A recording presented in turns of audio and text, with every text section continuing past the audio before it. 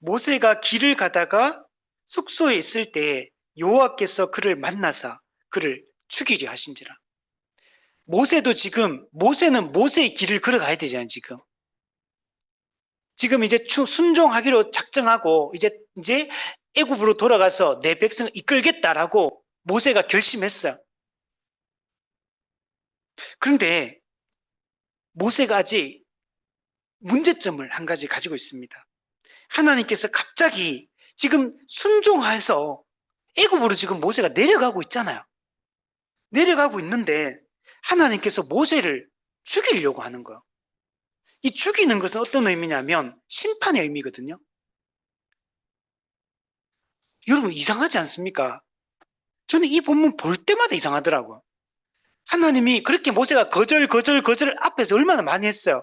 근데 그때 모세를 죽이려고 안 했잖아요.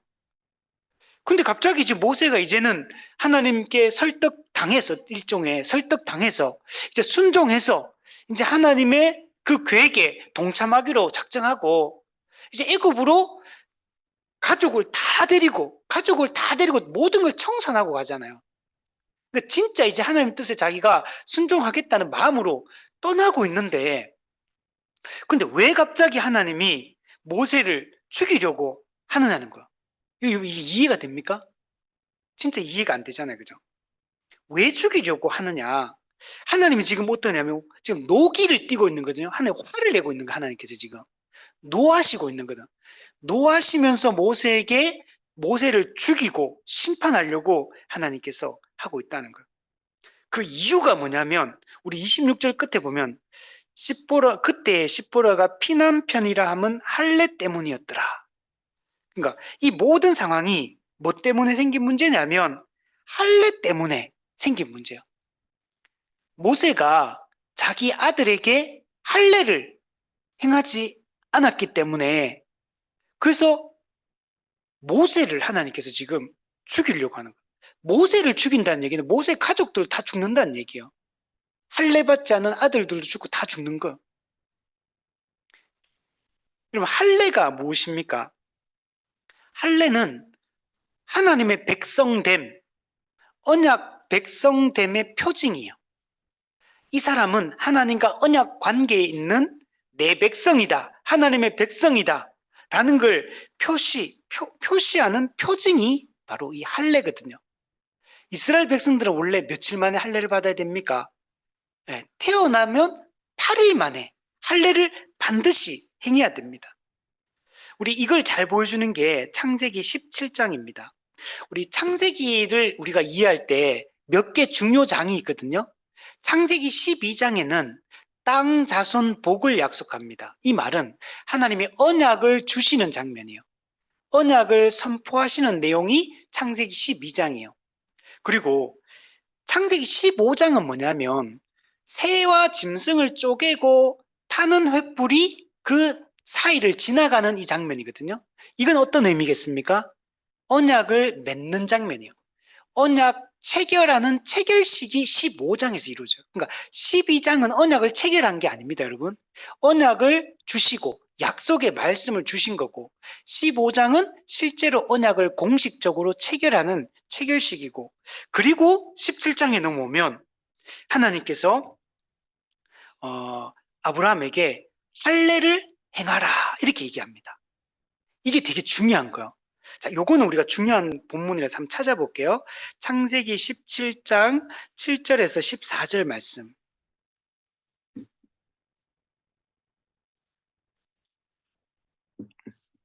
창세기 17장 7절에서 14절. 자, 제가 보면서 설명해 볼게요. 내가 내 언약을 나와 너 및 내 대대 후손 사이에 세워서 영원한 언약을 삼고 너와 내 후손의 하나님이 되리라.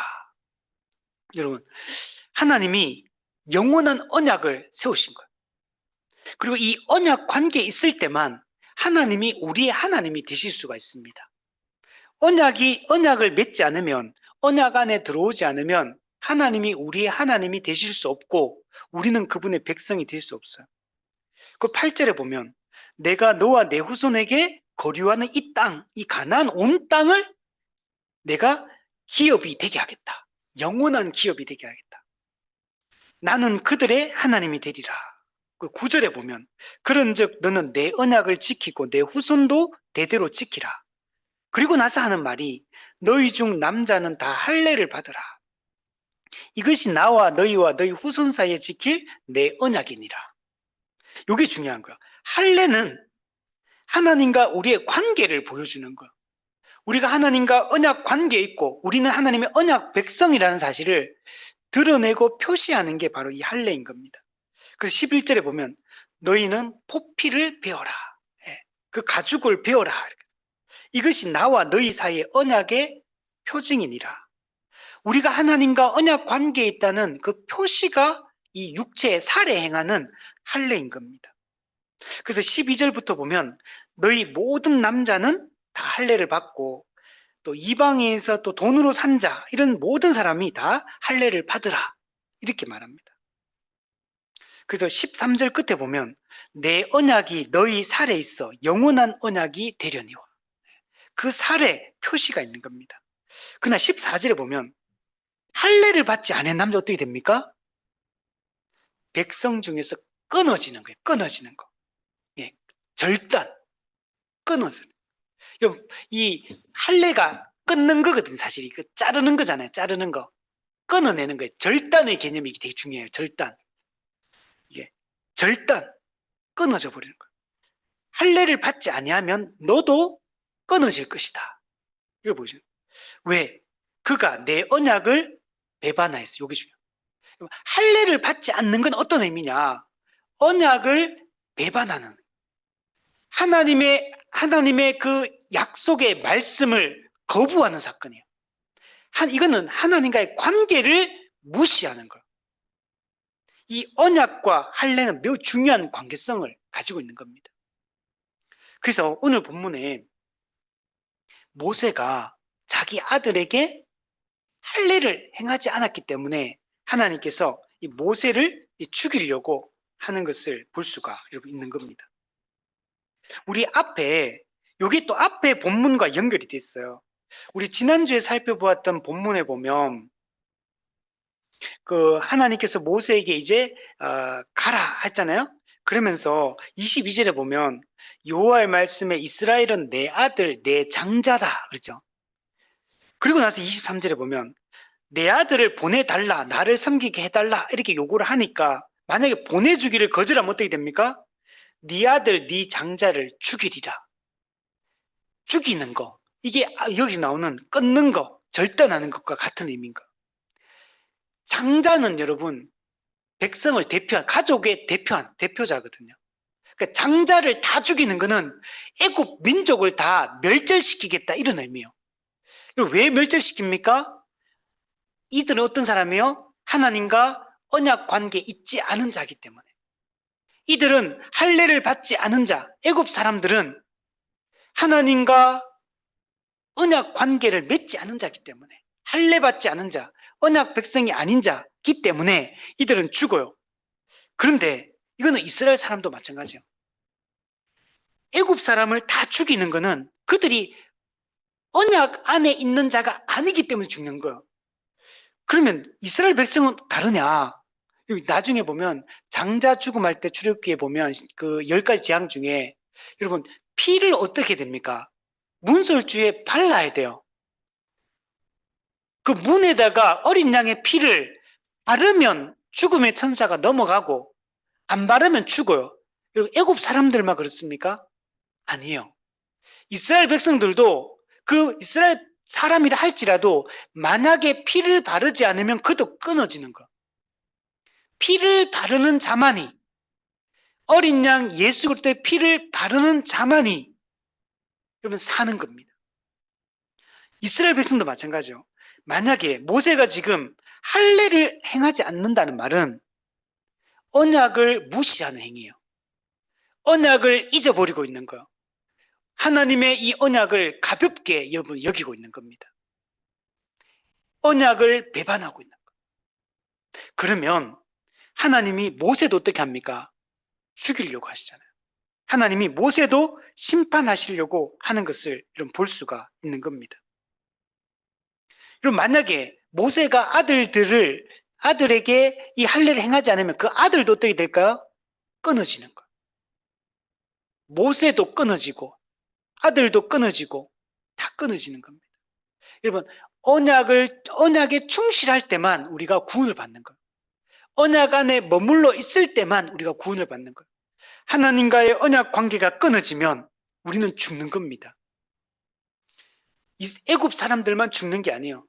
우리가 외적으로, 우리가 형식적으로 교회 안에 들어온다 하더라도 언약 안에 우리가 진짜 언약을 맺지 않으면, 그 언약 속에 머물러 있지 않으면 우리는 죽는 겁니다. 우리 신약의 예수님의 씨 뿌리는 비유에도 돌밭 비유 보세요. 싹이 나옵니다. 말씀을 듣고 반응해서 교회를 나오고 싹이 나와요. 뭔가 믿음이 자라는 것 같지만 곧 타서 사라져 버립니다. 여러분, 열매를 맺어야 돼요. 진짜 언약에 충실하고 그 언약 속에 머물러 있을 때만 우리가 구원을 받는 겁니다. 그래서 하나님이 지금 하나님의 언약을 무시하고 소홀히 여기고 있는 이 모세를 하나님께서 지금 죽이려고 하시는 겁니다. 오늘날 우리는 어떻게 이 언약을 맺습니까? 예수님을 믿음으로 언약을 맺는 거예요. 우리도 원래 하나님과 언약 백성이 아니거든요. 우리 완전히 이방인이잖아요. 언약 바깥에 있는 사람이었어요. 근데 예수를 믿음으로 우리는 하나님과 언약 관계를 맺은 거예요. 우리는 이 언약 안에 계속 머물러 있어야 돼요. 그게 어떻게 하는 겁니까? 십자가 복음을 굳건하게 붙드는 거예요. 예수 그리스도의 십자가 복음을 붙드는 거, 그리고 그 그리스도의 몸된 교회로서 이 교회적 삶을 살아가는 걸 통해서 우리가 하나님의 언약 백성됨을 표시하는 거예요. 그걸 위해서 우리가 뭐 합니까? 세례를 받는 거예요. 그래서 이 세례를 받음으로 우리가 새 사람이 되었고 주님의 몸된 교회에 속하게 되었다는 걸 우리가 외적으로 표시하는 거예요. 그게 외적인 물세례인 겁니다. 우리는 이것을 통해서 이 언약 안에 머물러 있을 수 있는 거예요. 근데 모세 같은 경우는 할례를 아들에게 하지 않는 것을 통해서 이 언약을 가볍게 여기고 있다는 것을 분명하게 보여주고 있는 겁니다. 우리 출애굽기 2장에 아주 중요한 말씀이 있었죠. 우리 2장 24절에 보면 이스라엘 백성들이 고통 가운데 부르짖을 때 하나님이 뭐라고 말씀하냐면 아브라함과 이삭과 야곱에게 세운 그의 언약을 기억하사 이스라엘 백성들을 돌보셨다. 언약을 기억하사. 하나님은 어떤 분입니까? 언약을 얼마나 중요하게 여기시는 분인지를 우리에게 여러분 잘 보여주고 있는 겁니다. 하나님은 언약하시는 분이에요. 그리고 그 언약을 신실하게 지키는 분이십니다. 하나님은 언약을 너무나 중요하게 여기는 분이시다. 창세기 12장에서 언약을 맺은 이후로 이삭과 언약을 재확인하시고 야곱과 언약을 재확인하시고 또 그 위에 12아들들과 언약을 재확인하시고 그리고 지금 모세와 다시 이 언약을 재확인하고 있다는 걸 볼 수 있습니다. 창세기부터 인간이 아담의 그 불순종으로부터 시작되어서 타락하게 된 인간, 그때부터 하나님은 계속 언약하시고 그 언약에 따라 모든 일들을 진행해 나가시는 것들을 볼 수 있어요. 아브라함과 사라나 이런 이야기들도 보면요, 야곱도 그렇고 문제가 되게 많거든요. 근데 항상 하나님이 이들과 함께 하신 이유는 언약을 기억하시기 때문에 이 모든 일들을 행하신다는 것을 알 수가 있습니다. 그리고 이 언약을 하나님이 신실하게 지키신다는 걸 절정으로 보여주는 사건이 뭐냐면 예수 그리스도를 이 땅에 보내주신 사건이에요. 예수님의 이 성육신, 이거는 하나님이 얼마나 그 언약에 충실하신 분인가를 우리에게 보여주는 겁니다. 우리 누가복음 1장 72절에서 75절에 보면 우리 조상을 긍휼히 여기시며 그 거룩한 언약을 기억하셨으니 곧 우리 조상 아브라함에게 하신 맹세라. 우리가 원수의 손에서 건지심을 받고 종신토록 주의 앞에서 성결과 의로 두려움이 없이 섬기게 하리라. 예, 원수의 손에서 우리를 건지시고 종신토록 하나님 앞에서 성결과 의로 두려움이 없이 서게 하는 거, 이거 누구를 통해 합니까? 예수 십자가를 통해 하는 거예요. 근데 이 모든 일들이 뭐 때문에 하느냐 하면 언약을 기억하사 이 모든 일들을 행하고 있다는 걸 보여주는 거예요. 그러므로 우리도 사람도 언약에 여러분 충실해야 됩니다. 사람도 언약을 가볍게 여기서는 안 돼요. 하나님의 이 명령의 말씀에 우리도 순종하고 그 언약을 붙들고 우리도 살아야 됩니다. 그게 오늘날로 우리도 따지면 복음을 굳게 붙잡고 교회적 삶을 살아가는 것이라고 할 수 있다면 이 당시에는 모세가 뭐 하는 거냐면 할례를 행하는 거예요. 할례를 행하는 자는 언약을 중요시 여기는 사람이고 언약에 충실한 사람이고 할례를 행하지 않는 자는 하나님의 그 언약에 불신실한 거고 그는 곧 그 언약을 주신 하나님을 부정하고 거부하는 의미와 같은 것입니다. 그래서 모세가 지금 뭐 하려고 합니까? 이스라엘 백성을 출애굽시켜야 되거든요. 하나님의 구속 역사를 이루어 가야 되는데 모세 자신부터 언약에 불충성하고 있다면 어떻게 이스라엘 백성을 하나님의 백성을 구원할 수 있겠습니까? 그래서 하나님이 지금 지금 애굽으로 가서 출애굽의 이 역사를 구원 역사를 이루시기 전에 이 문제가 지금 해결돼야 되는 거예요. 모세가 언약을 버리지는 않았겠죠. 근데 가볍게 여기고 있는 거, 소홀히 여기고 있는 거. 제가 책을 찾아보니까 어떤 또 언약을 무시하고 있다. 우리도 마찬가지죠. 우리가 하나님의 이 언약을 우리가 버리지는 않잖아요. 예수 믿는 사람이니까. 근데 우리도 이 언약에 소홀할 수 있다. 우리도 하나님의 이 언약에 불신실할 수 있다. 우리가 이것을 조심해야 되는 겁니다. 모세 자신부터 언약에 철저해야 되는 거예요. 그래야지만 이스라엘 백성들도 언약에 신실할 수 있고 이게 충성할 수가 있게 되는 겁니다.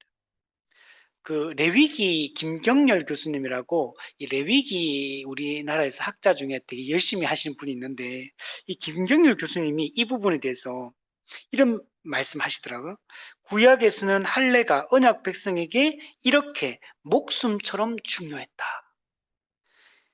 우리가 볼 때는 이 할례가 뭐 그렇게 대단하겠냐 이렇게 생각할 수 있지만 이 당시에는 할례를 행하느냐 행하지 않느냐가 목숨과 같은 거, 실제로 목숨과 같은 거 맞잖아요. 할례를 지금 안 하니까 하나님 모세를 죽이려고 하잖아요. 지금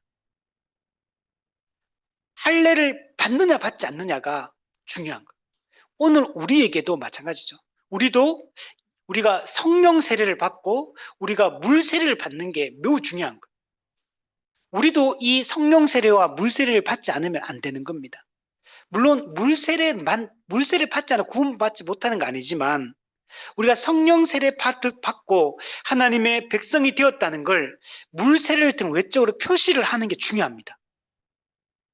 우리가 예수 믿고 하나님의 백성 되고 구별된 자라는 것을 우리가 세례를 통해서 이 공적 신앙 고백을 통해서 분명하게 드러내는 게 매우 중요합니다.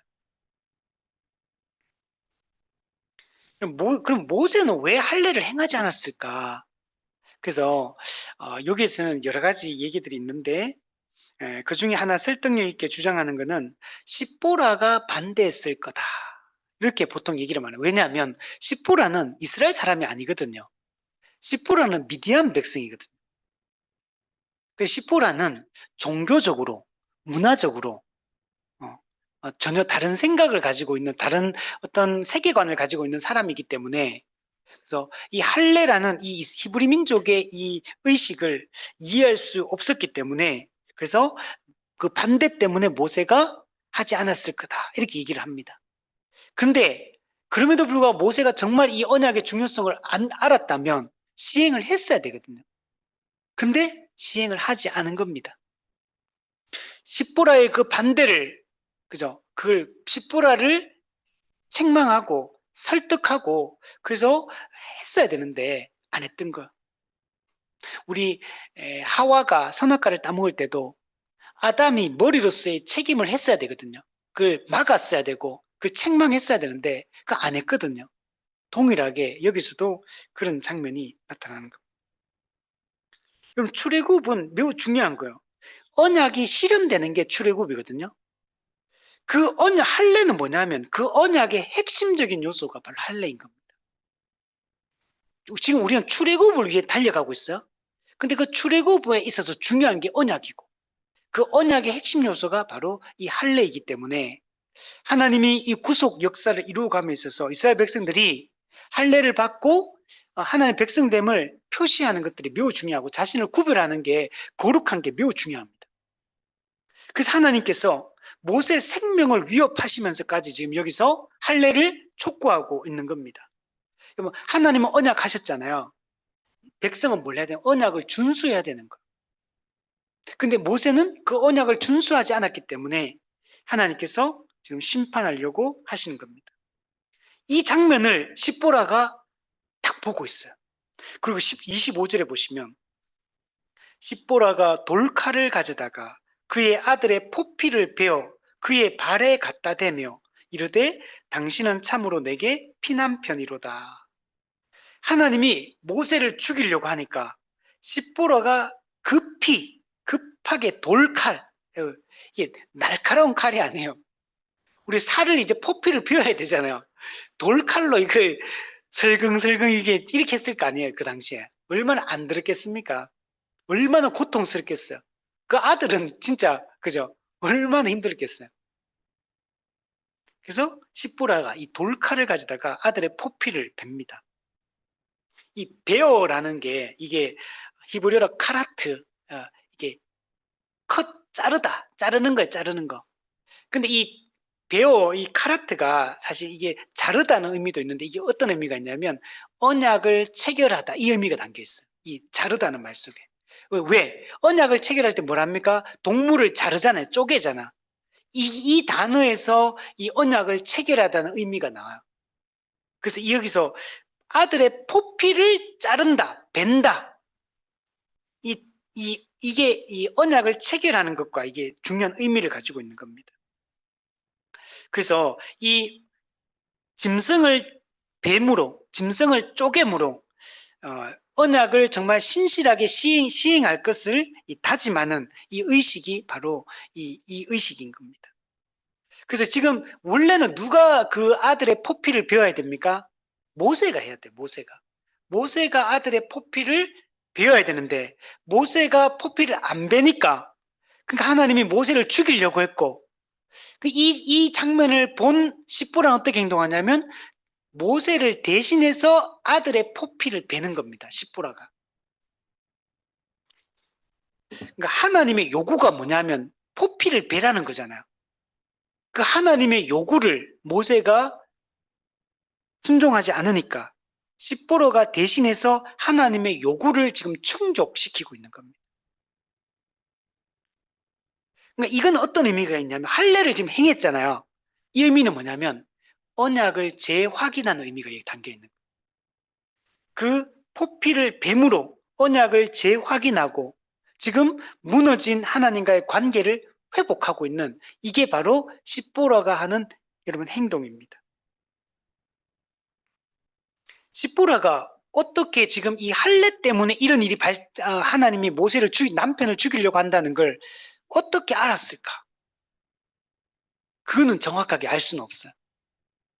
근데 분명한 거는 십보라가 이 하나님이 모세를 죽이려고 하는 그 이유가 뭔지 정확하게 지금 알고 있잖아요.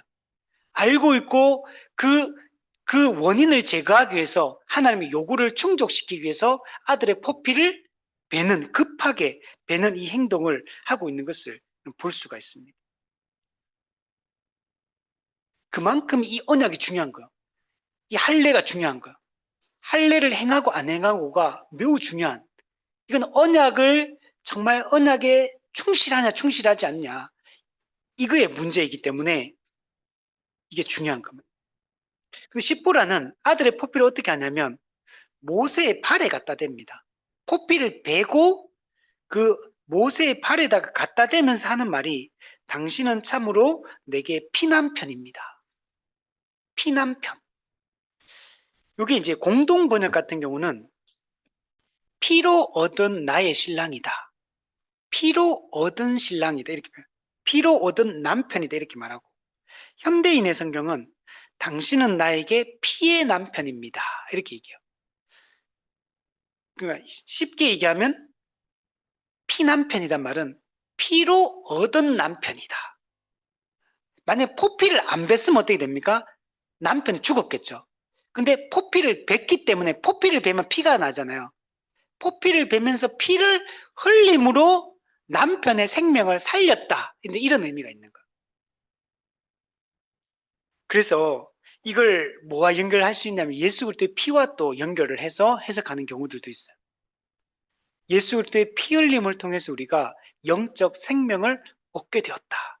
우리가 살게 되었다. 이제 이런 의미를 가지고 있는 겁니다. 사실 십보라는 아까 전에 얘기했던 것처럼 이방인이었고 할례를 왜 해야 되는지 사실 십보라는 그걸 몰랐어요.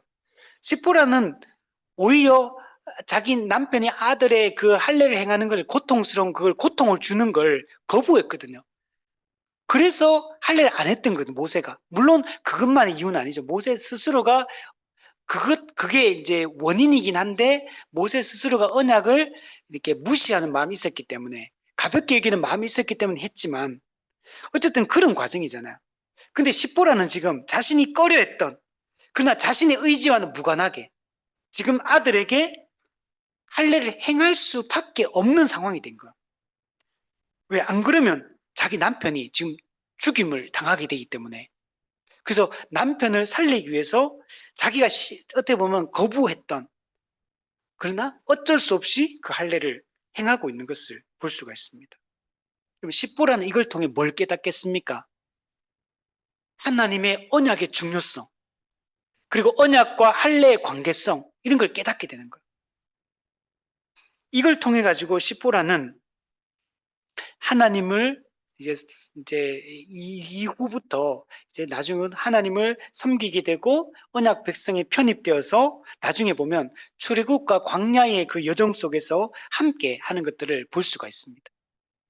물론 이 이후에 이유는 모르겠지만 그 자기 아내와 자식들을 어떻게 하는지 장인한테 되돌려 보내요, 모세가.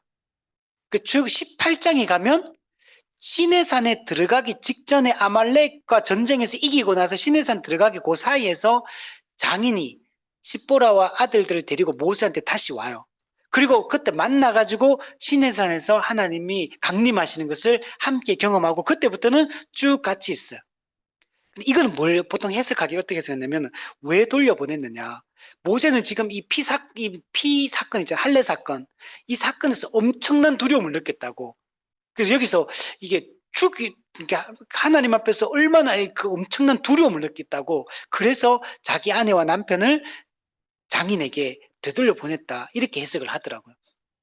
명확하게 알 수는 없지만 어쨌든 모세가 되돌려 보냈다가 다시 그만큼 여기서 모세가 엄청난 충격을 받았다는 것들을 알 수가 있습니다. 그리고 피난편이다 이렇게 말하는 게 요거는 여러분 어떻게 보입니까?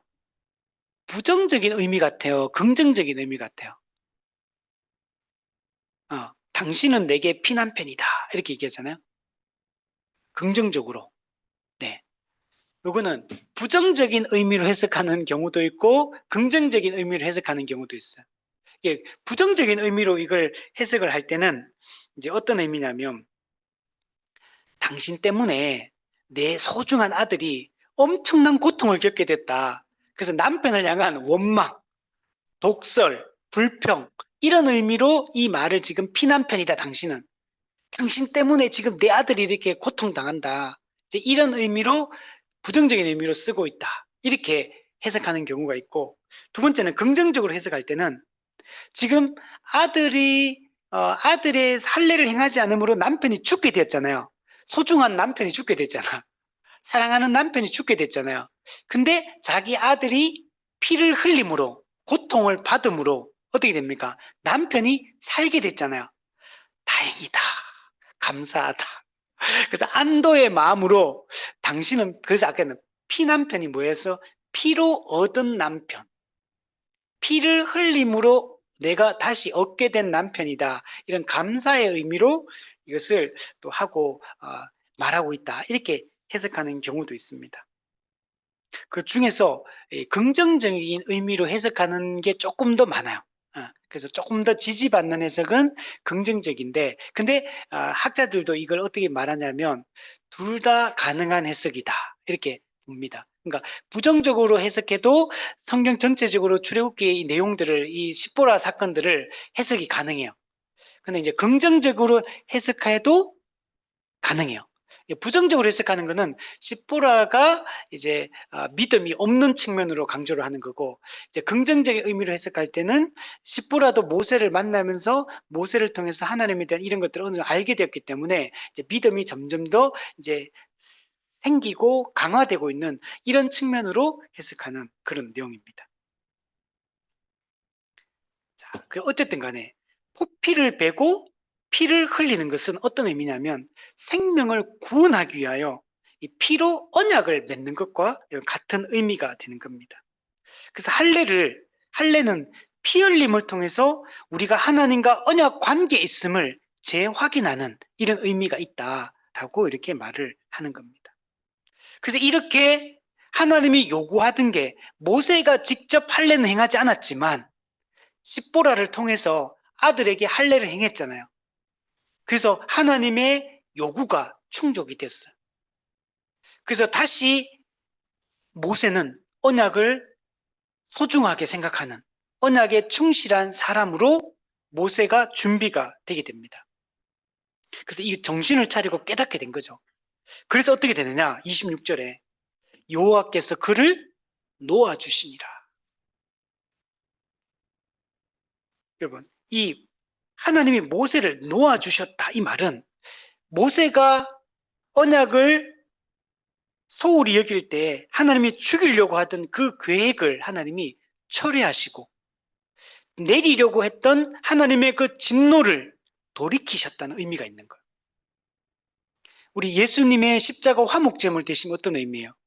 하나님의 진노를 돌이키기 위하여 제물이 드려지는 의미잖아요. 이것도 비슷한 의미가 있는 거예요. 포피를 통해서, 포피를 뱀으로 피를 흘렸죠. 그 피 흘림을 통해서 다시 하나님의 진노가 제거되고 하나님과 언약 관계 속에 다시 놓이게 되었다라는 의미가 담겨 있는 겁니다.